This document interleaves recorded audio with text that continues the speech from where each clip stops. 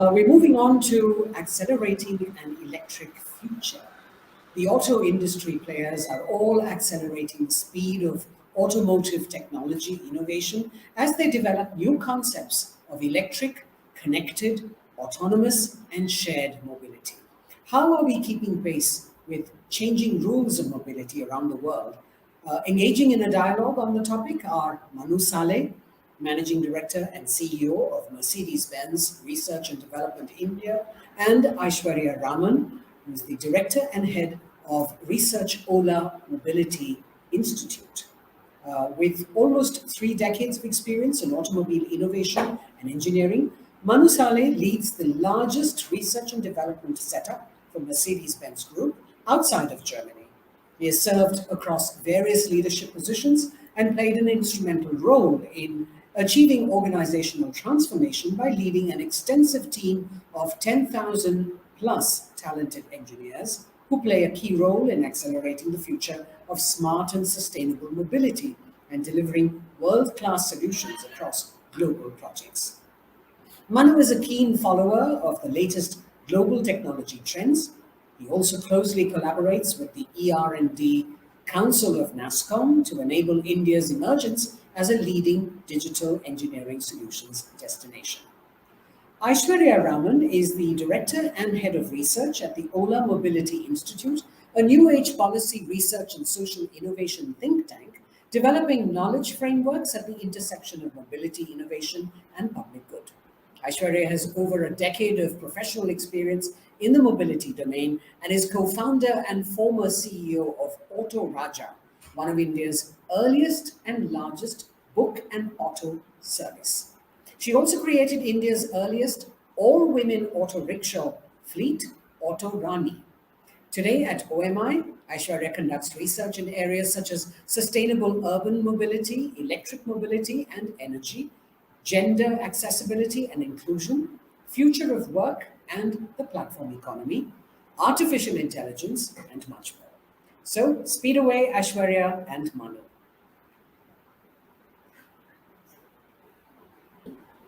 Manu, it's an absolute pleasure to share this stage with you.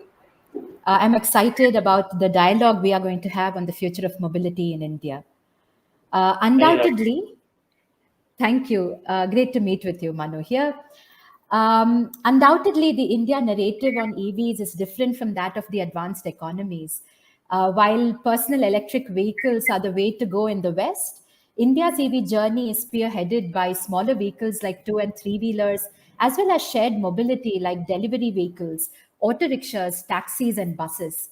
There are elements of access, equity, safety already built into India's EV journey, and that to me is extremely exciting to note. Set against this backdrop, Manu, like I mentioned, I'm super excited for our conversation spanning the role of industry, government, and citizens in driving the transition to a sustainable mobility future.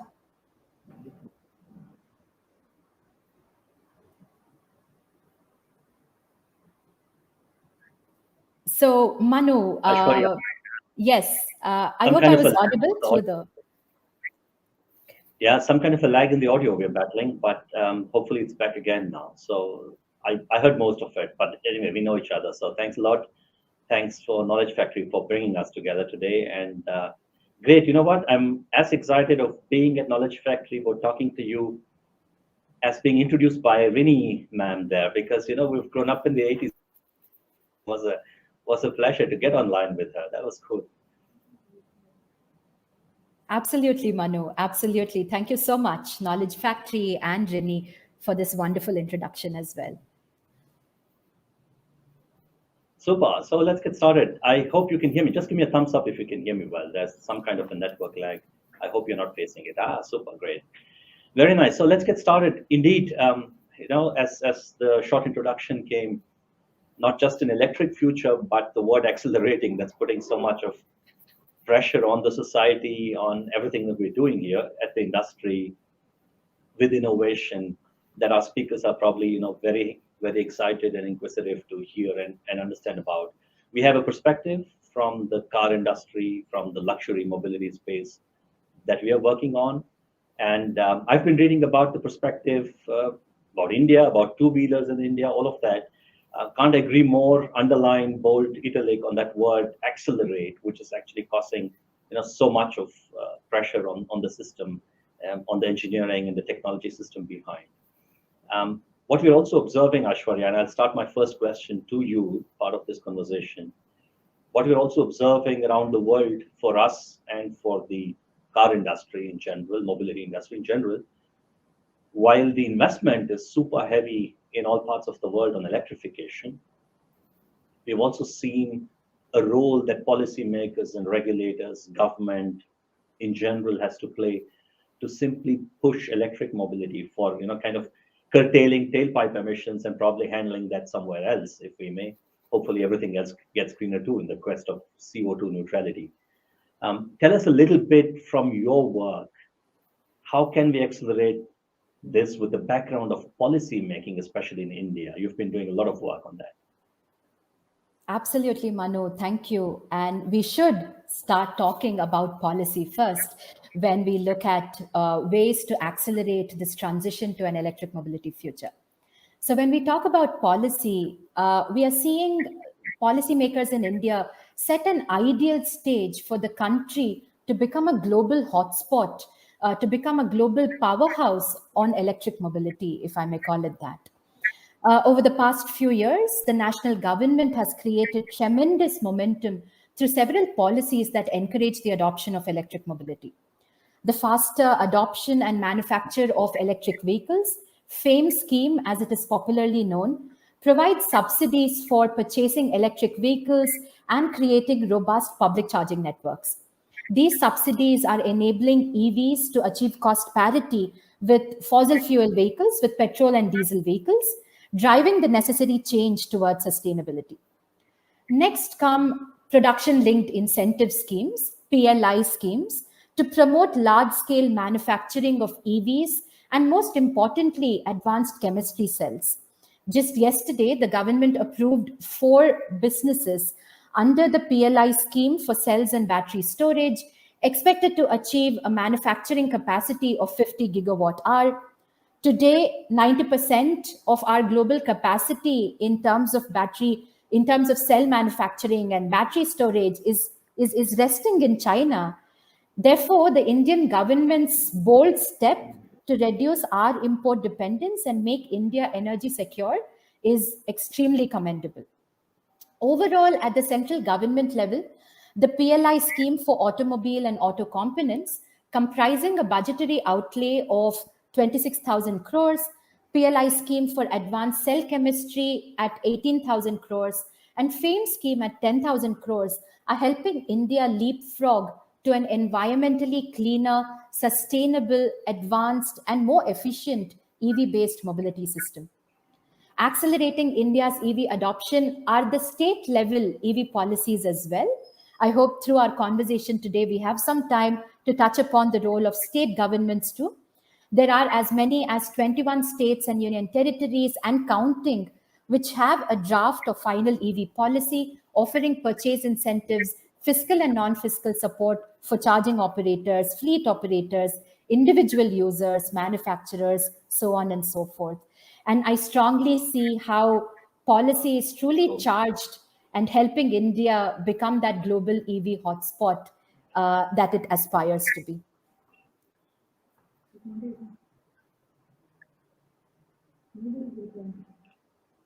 Aishwarya, I hope I'm the only one who's having this problem. I hope our audience is able to hear you clearly. There seemed to be a severe network lag in the middle, but let's continue as long as the audience are getting it. Yeah. Sure, I would suggest that the organizers also ping us on the side to let us know if there is a lag that is continuing. Thank you, Manu. Manu, in fact, you also set a great segue when you said that there is so much happening on the electric mobility front. We've just spoken about policy. There is obviously a huge role that innovators, that industry has to play. The EV industry has evolved over the last few years, and we see a multiplicity of electric vehicle options across categories globally. What are your views on the strides taken by the industry? Yeah, thanks for that question. Um, yeah, there's actually a lot going on, especially in the four-wheeler segment. Let me start a little bit discussing and sharing probably with our viewers about the commitment from the auto industry, the commitment from the brand uh, in terms of CO2 neutral mobility and how serious this is in the last few years and what we need to do to get there. I think a couple of years ago, when this whole journey to electric started, we started to kind of fantasize, design, and have an electric equivalent for every Mercedes-Benz car that you buy, an electric equivalent that the customers can choose. Within no time, we realized that the market is probably already ready, if I may say, technology notwithstanding, for an electric first approach, which is like basically saying that when you desire to buy a C class or an E class, that there's an electric equivalent of the same car ready before the internal combustion version is actually available. And within no time again, and we believe this is the right thing to do, we've already gone ahead and made the announcement that we're going to be an electric only company. This technically means in markets that allow today, but hopefully soon around the world, the brand with the three-pointed star that is so much standing for luxury and safe mobility is only going to have electric products out of its portfolio. So you drive a C class as an EQC, as the brand is now rechristened, or as the model is now rechristened. You drive an S class as an EQS, and so on and so forth, all the way up to your SUVs and every other version. Now you can imagine that as we talk about a big segment of vehicles from the sports variant to a more business variant like an E-Class to an SUV variant like a family version, we're all working towards right sizing technology, battery, kilowatt per hour, range anxiety, use cases behind these vehicles, all of that simultaneously so that the customers at Mercedes-Benz get to enjoy what the brand still stands for. And that's the task at hand for engineers right now. That's the kind of, let's say, last 5 years across these categories where innovations are happening, investments are happening, where all the think tank is working on right now. We believe that this is the right thing to do. The vibes from the market is great. Last year, just to give you some numbers, out of the 2 million cars we sold, for the first time ever, about 13%, 12 to 13% of everything we sold were electric, right? Battery electric, many of them, but also some plug-in hybrids that went along.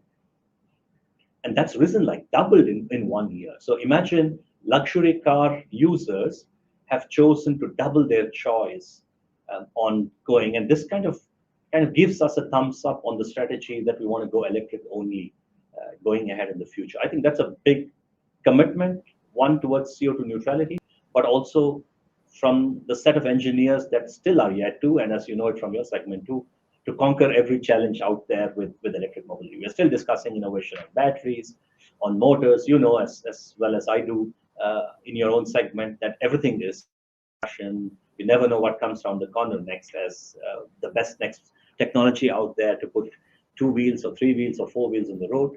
And that's what's happening at Mercedes-Benz right now. Oh, that's great to hear, Manu. This EV-only approach is not just ambitious, but is extremely aggressive. In this backdrop, how do you see India contributing to the innovations that can make this EV-only approach happen? Well, there are two things when it comes to India. You're right. Actually, we debated quite a lot on whether an EV-only approach for a company that sells 2 million vehicles with internal combustion around the world is an aggressive approach. I may even use the word it's a risky approach. And if there are viewers of ours who are wondering, that's a big bet to place, if you may say, right? Really a big bet. If you're new to the industry, like a Tesla is, for example, you could say I went straight with that. If you're 135 years in the business, we started in 1886, and have been so successful with our products, with our customer base, with the fan base for a product that's relying on combustion engines, and you now switch to an electric-only future, you can imagine the kind of palpitations that are around with the engineering network on, what are we going to do? How are we going to get there as fast as possible without missing a beat? And I literally mean it from the market. I mean it from the product, from the fan base, without missing a beat. That's where we see a lot of contributions today from India. For us as a company, for us as a product, as a brand, India is still not a big market. It's a rising market. It's a very interesting market. We're very hopeful that the Indian choice of luxury mobility will actually move there very soon. But more than anything, I'm really hoping there are engineers who log on to the call and get excited, as excited as I am, the kind of innovations, Aishwarya, that are needed simply to go into that aggressive future that you just mentioned is a huge long list, actually. We're talking about everything across the segments, and I'm sure you'll nod in agreement.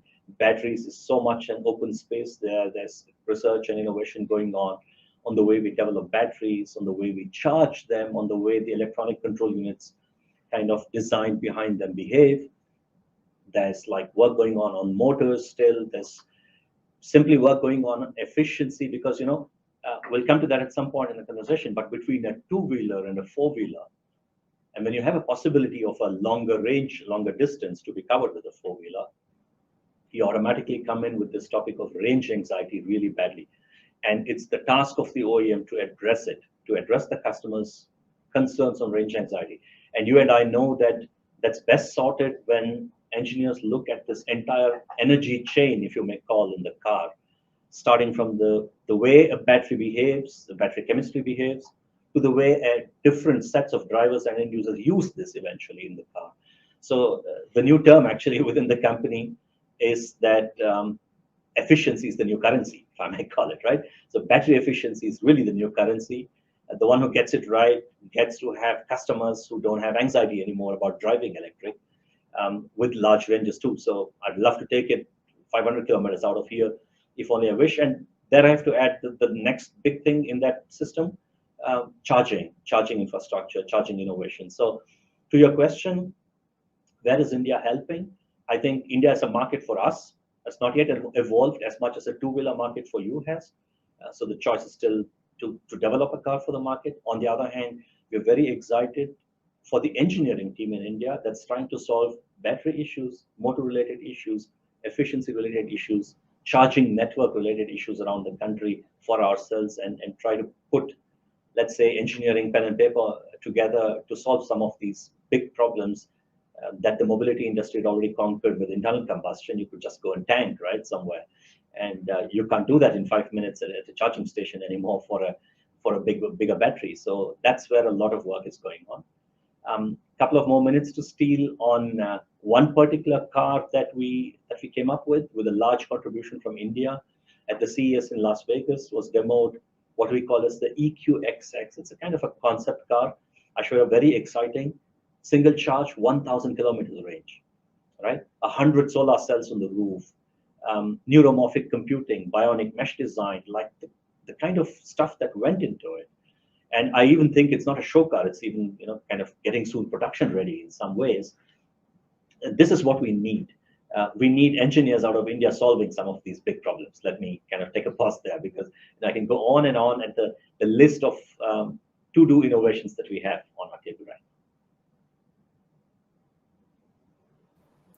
Thank you so much, Manu, on that. In fact, a follow-on would be, how are you looking at leveraging the startup ecosystem within India? How are you engaging with them in Bengaluru and elsewhere in the country?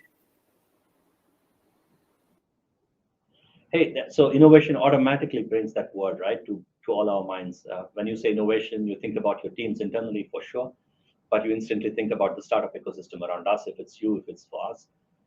What we did in 2018 is to kind of, first of all, bring a banner of ours called Startup Autobahn. Autobahn, for our viewers, it's the German term for highways, but reflects a lot. It's a metaphor for the kind of highway we wanted to open up with innovation and thinking. So we brought that to India and launched it. It's an accelerator program, if you may, of our own, which is trying to identify mobility-related startups around us, meanwhile, sustainability-related startups around us as we kind of push for CO2 neutrality. And work closely with us. And for our viewers, I think it is still, the older the company is, if I may say, the more it has to unlearn old ways of doing things and learn new ways of doing things. So while 130 years of being in the business is a plus, it's also baggage that you carry along with that. And this is exactly where Startup Autobahn and the startup ecosystem in India is kind of supporting us right now. We've had 3 cohorts. More than anything, Aishwarya, we also found within the space of charging, actually a colleague of ours whose brilliant idea that he wanted to start on his own. We call it it's an internal initiative. We actually are allowing him to go out and fund his startup actually soon, that he can be in the space of charging and aggregating charge point operators and so on, bringing us also a little bit of what's going on in India with the 4-wheeler charging business going ahead. So still a long way to go with that ecosystem, but a very hopeful ecosystem of players that are going to help us solve some of the tech problems that I just mentioned in the previous one. Hi, sorry, have we Manu lost seems Manu to have some problem with his Wi-Fi, but in the meanwhile, Aishwarya, there is this question that, very interesting question that one of our audience members has been asking. So if it's okay with you, should I pose that question to you and you Go could ahead, answer, please. and then we could go later. Would that be okay? Absolutely, Meena. Go ahead, please. All right. So this question is from Tushar, from Connected to India. He says, he says that car makers, there are several brands that have announced plans for only manufacturing electric vehicles now. What is the timeline for the Indian market, in your view, to switch from internal combustion engines to electric, even sort of like half of them? Understood. So is this question, Tushar, thank you so much, first of all. Secondly, is your question directed only at the car industry, or are you looking at all sorts of vehicles in the country? Because some amount of statistics here would be interesting for us. One, India is predominantly a 2-wheeler country, in that we have 128 2-wheelers per 1,000 population, compared to 23, 24 cars per 1,000 population. 1 in 3 households in the country use 2-wheelers for their everyday commute. 1 in 2 households in urban India have 2-wheelers. I think for us as a nation, hitting mass electrification of 2-wheelers is just around the corner. We have immense promise as well as investments in the electrification of the 2-wheeler domain. Cars is, I would say, still a few years down the line, because you also need to see cost parity when it comes to electrification of 4-wheelers. And there, until globally the battery prices don't come down, the innovation is ramped up to the extent that there is economic feasibility, financial viability of electrifying cars and using electric cars for everyday commute. Until that is solved for, we are not going to see 50 or 100% electrification of cars. At the same time, like I mentioned earlier, we also have amazing support from the policymakers in India today. The tens of thousands of crores of rupees of investment going into local manufacturing of cars, 2-wheelers, of electric, of autos and buses. Investments in charging stations, as well as manufacturing of cells and batteries in order to ensure that we no longer import. I think all these factors will also contribute towards the achieving of price parity in the 4-wheelers as well. Therefore, by electrification of 4-wheelers might be a few years after 100% 2-wheelers electrification happens. It's still around the corner, in my opinion. We seem to have Manu back on the call, back on this session. Over to you, Manu. I'll come back after Manu's had a chance to comment to your previous question. There are several very exciting questions from the audience. I will sign off and I will come back towards the end of the session. Hey, Meena, thanks for stepping in the middle. That was sweet of you. Do you hear me now, Aishwarya? Is it better now? Fully, yes. Loud and clear. Some dumb network issue, I guess. Just one last question. I may have lost your comment on the previous one, but I was just about to kind of pick your brain on one last topic. Maybe we really go into Q&A for the last time after that. We are working on a lot of technologies, and AI is one of them for the cars as well. We have some exciting use cases for that. But The last time we spoke, you also told me there's a lot of work happening at your institute with AI as a technology. We all know, and for the audience, we know tech and deep tech is here to solve some of the most pressing mobility problems that we have. Can you just kind of tell us about the role of AI there with two-wheelers? I may snatch a last sentence to describe the same for the car eventually, and then hand it over back to Meena. Thank you. In fact, we do have a few more minutes on this interaction. So post discussion on artificial intelligence and mobility, we could circle back to some of the questions on electric mobility as well, should time permit.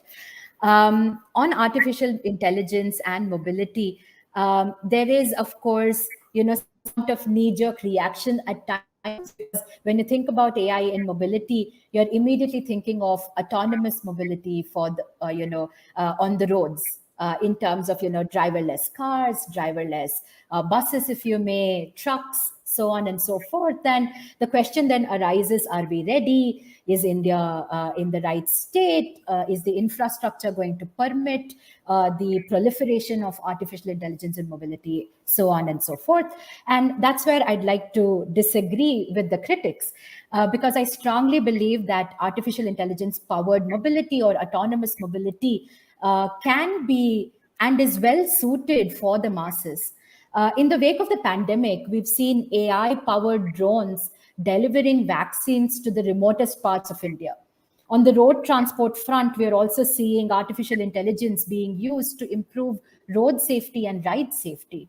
At OMI, at the Ola Mobility Institute, we've developed an open source concept called ATOM. ATOM is short for Autonomous On-Demand Mobility, developed at the intersection of shared, connected, electric, and autonomous mobility. ATOM is a first of its kind AI-led public transport concept for India and the world. We at OMI have envisaged ATOM as a driverless electric bus operated on axle-controlled roads. They would dynamically platoon, be demand responsive, and connect to first and last mile modes as well as payment services digitally. ATOM can save the capital and operating expenditure of rail-based mass transit in India while truly revolutionizing public transport. More often than not, like I mentioned, autonomous mobility is neglected in mainstream policy conversations on account of the impact autonomy has on jobs. Our concept called ATOM, on the other hand, is positioned in such a way that it can spur innovation, unlock jobs, and propel India to a cutting edge and sustainable era. In fact, I know you also do tremendous work on AI and connected mobility. Over to you, Manu, to share some of your learnings with us. Yeah, no, we've been, can't agree more, first of all, before I even go into the car world again. Can't agree more that you cannot ignore the use case in India about autonomous mobility. Doesn't matter which use case, honestly, right? I also subscribe totally to that idea. What fascinates us at Mercedes-Benz is more than, of course, there's the technological challenge once again to state about how to do autonomous, especially in complex traffic conditions like ours. Everything on the street out there, mixed mode traffic, people walking around, animals sometimes. It's going to be a difficult situation for the best of the radars and lidars to accurately kind of play the eyes of and then the brain of the humans to understand how to navigate this traffic. But it's not a joke anymore, honestly, right? To get our technology to conquer that and to still drive as efficiently that you and I do through this maze here, I think is going to be an engineering marvel when we get it done. But to come back, the biggest fascination for us is the time that you give back to the hands of the commuters, to the driver of a car, most importantly, right? In a public transport, I know that everybody who's riding along except the driver is himself. So there's one driver for 50 people in the bus. And the 50 people are probably already Googling away when they're sitting in a bus. But when it comes to a car, the one driver, when he takes his hand off, it's like 100% time in his hands. Just think about the kind of time you put back into the hands of people when personal mobility turns autonomous. That's the fascination that we are running right now. That's where technology is playing a part. We just experimented, not so much into autonomous, but with connected cars on the AI space right now. Some of the best edge devices that are on the car that recognize, play a role in safety, understand your gestures and mood and turn some of the features in the car into something more intuitive today are based on AI technologies and developed right out of here in India for the world. So we got the stage at CES where we demoed some of our best AI features. And I also believe, I'm a tech believer in technology, that this particular one has the power to solve a lot of our problems. So can't be more with you on that space. Given the right mindset, it's not going to be about jobs, like you said. And I really hope that people who are listening on kind of get that essence. Given the right mindset and approaching the problem from the right direction, you're not going to turn this discussion into jobs or loss of jobs. Rather, it's going to create a whole new buzz around how technology is going to solve this problem. And we are at it, of course, within the brand, for the kind of consumers we have and for what it can do to us. I just took out the new S-Class recently home on the weekend. It's out in the market, though not in India yet, the one S-Class that we had. Tried some of its features here. Since you're in Bangalore, you should drop in and see that. Hands off the steering wheel, sometimes asking it to follow the vehicle in front, take care of the braking by itself. And right now, it's still anxiety. It's that phase where you do it for the first time. But a couple of years down the line, when you're really not bothered anymore about the steering wheel, I think that's like valuable time back in your hands. That's how we're seeing it right now. I couldn't agree more. This is game changing, right? I mean, we are not in that era where technology is pitted against societal inclusive growth and development. In fact, artificial intelligence and technology, these are tools available to us whose power we've got to harness and ensure that equitable outcomes for the world we live in are met. And I think on that note, we should turn back to Meena to see if there are questions from the audience on autonomous mobility, on electric mobility, and more.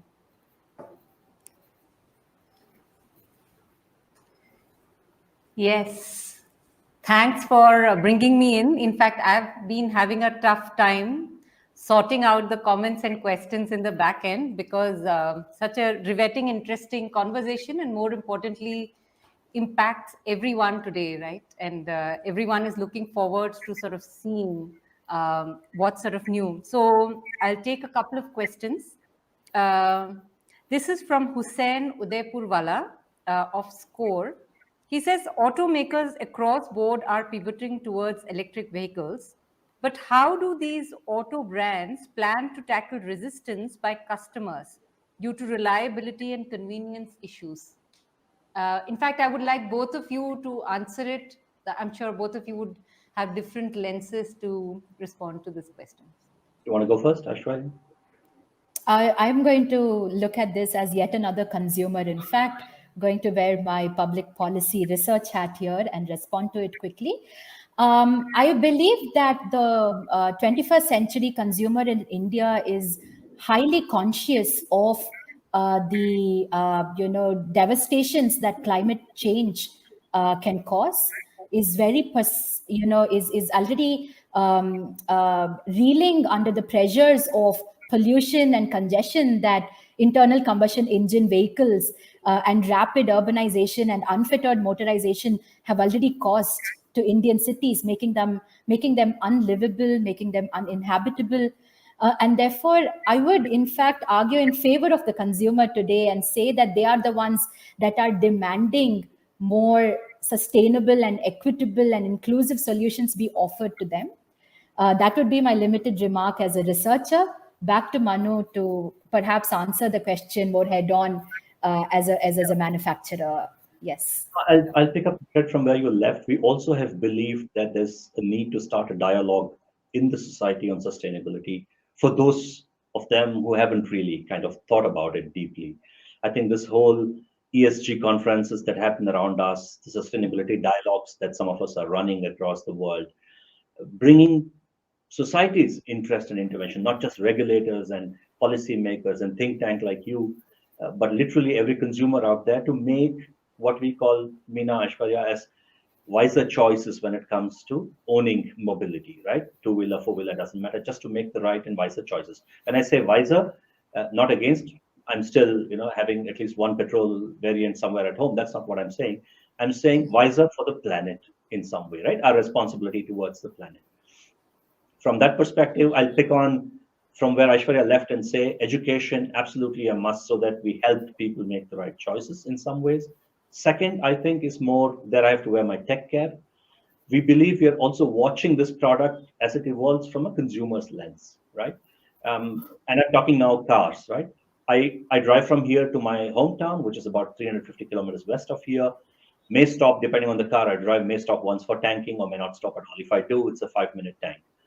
And I know that if I substitute that car with 6 people on board with an electric, variant, I may have to stop somewhere charging, and 2 hours is not acceptable for me for charging, not even an hour. And if I have to go for a 5-minute charge and have enough charging stations on the way, it takes out one of the aspects, which is range anxiety, something that's often discussed. And we know that we still have such, if I may say, technical problems to sort out before the consumer is like seeing an old world equally in his or her hands to say, I drove internal combustion, I drive this from a use case perspective, one is cleaner, at least from a tailpipe side, one is cleaner, and as I drive, whatever is my use case, long distances with cargo behind, whatever, I have the same experience as I had before. This means you have to put yourself in the consumer's shoes to give them an equivalent. If you ask them to compromise, which I guess some of the automakers or simply the industry, if I may say, are doing right now, then all this what our viewer just asked can happen. But I think the industry is working hard to give you an absolutely equivalent choice of a cleaner solution. In fact, I would say that that's one of the reasons why we have the likes of you on Knowledge Factory. The 3,000 odd participants that we have today, we hope that each one of them will become a voice of change going back to quell that resistance. So I thought it will be interesting and important for me to sort of say that. A follow-up question from that is, how can one, with the current infrastructure, adapt electric vehicles in the mainstream market and make them better suited for Indian roads and road commutes? I know, Manu, you partly answered that. And this is from Apeksha Nayampalli of SCORE. Please, go ahead. Go ahead, please, Manu. Yeah. No, I think there are 2 use cases, Apeksha. What we are seeing in terms of use cases, again, intra-city mobility, short distance mobility, long distance mobility. And it's unimaginable the pace at which people involved in the business are seeing it, the pace at which charging infrastructure is being rolled out. Aishwarya mentioned about regulators and policies that are available. You just have to dive into it to discover what a red carpet that is there right now to simply do things for people involved in the whole spectrum of this business. So it's a matter of time before, like I told you, have a 1:1 something. And to that question on India, I think that's where tech plays a role again. The intelligence that she was talking about, that I'm talking about for the cars. When you talk range, you're just not looking at the battery, right? You're looking at everything, traffic conditions, driving behavior within, stop and go traffic within, before you can actually predict where you are headed with your state of charge and how long the battery is going to last. As the software gets more intelligent, the cars you drive here locally should be able to tell you where you are headed compared to an autobahn scenario or a freeway scenario somewhere else. So I think it's just a matter of time. The pace at which it's unraveling is amazing. If I may add to that, Meena and Manu, yes. So it's important to contextualize the electric mobility journey in India, and therefore I applaud the person who raised that question. We have to remember that the India EV narrative is of course electrification of cars, but also electrification of shared mobility. Over 60% of everyday commute in India happens by walk, by cycle, by public transportation, by intermediate public transportation such as taxis, auto rickshaws, bike taxis today, so on and so forth. When we keep this in mind, we will realize the measures that the government is taking match with our needs, aspirations, and expectations for a better future.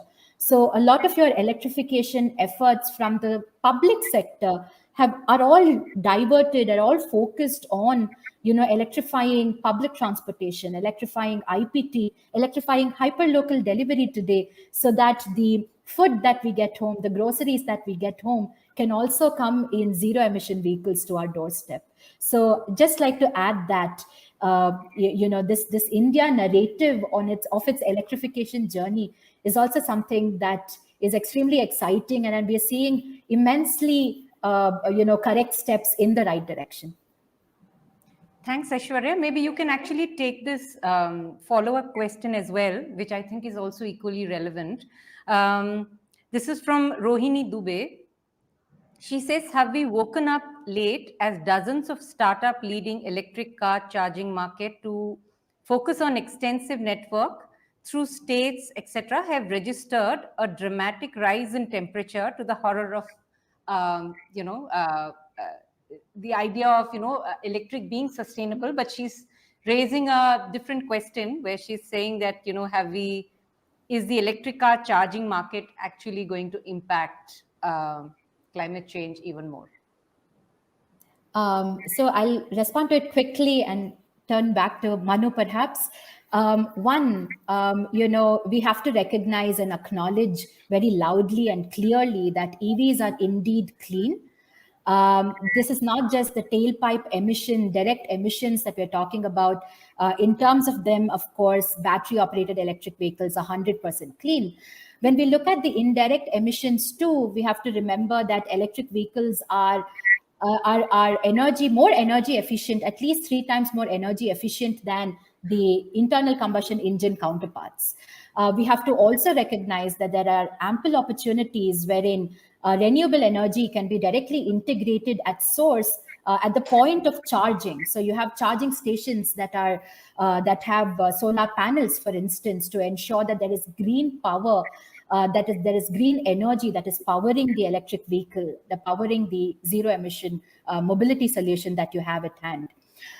We also have, we also need to obviously look at how in the raw material extraction and manufacturing base also electric vehicles are extremely clean, are sustainable, and numerous efforts are being made to ensure that they indeed are. So I would say that at the end of the day, we'll have to look at the energy efficiency of the mobility solution that we are choosing. And numerous studies have already shown that EVs are the most sustainable choice you can make, especially when it comes to two-wheelers and three-wheelers, and to a large extent buses as well. Manu, talk about the rest, please. No, I can't agree more, right? Just add four-wheelers to the list and I think we're done with the answer. So technically, I think internal combustion engines too were hot boxes. Below the hood, there were really warm engines that were moving around. And I'm glad the industry at BEV is actually starting directly with thoughts on circular economy. So it's a way better way to start than realize this much later as the ICE engines and the industry decided how do you start a circular economy around what components were involved and what fossil fuels were involved there. So I think the battery industry and the whole battery mobility space is a much brighter, longer future because you start day one with circular economy in thought. So way better for us. Absolutely. There is a follow-up question on the question of waste. This is from Reena Mehti. She says that, with so much battery reliance, should electric car manufacturers and electric two-wheeler manufacturers also have the responsibility of proper disposal, recycling, to ensure that we don't get into a different kind of problem with the onset of electric vehicles? The answer is a big yes, and we've started directly on that wave, starting from getting our cells, getting our batteries in our own plants, and ensuring that, like I just mentioned in the previous question, ensuring that we know what we're doing with those batteries later on. Entire chain, cradle to grave, is the discussion that we've been talking on batteries. So totally agree with that. In case you come into a setting, and not all OEMs have taken the same route on the four-wheeler segment, on how much to own in the value chain. Do they go to the cell level? Do they just make batteries? Do they just buy it and so on? So different OEMs are going to come up with different strategies, and we need to urge regulators also need to keep an eye that throughout the cycle that one owns the responsibility. It's a little bit like waste disposal at home right now. I just can't throw it on the street. I shouldn't. right? I should take responsibility for the waste that I'm generating, and especially with the arrangements, if I may call, where the battery comes differently from the OEM. This is a space to watch for, but most OEMs are taking end-to-end ownership straight from day one on the battery as well. There's actually, I want to ask a follow-up question, maybe Aishwarya first you, and then maybe ask Manu to comment as well. So Aishwarya, this is a new opportunity, right? In a way, we are kind of starting afresh. So is there an opportunity, or is there a role that, the government could play a more active role in ensuring that policy and governmental interventions also ensure that when we are starting on this journey, when it comes to infrastructure, when it comes to charging, when it comes to, new ways and new systems, consumer, thinking change, etc. I know you mentioned that, there is a new era of sorts, that's been ushered, and everything is sort of going great, and there are different stakeholders who are equally participative in it.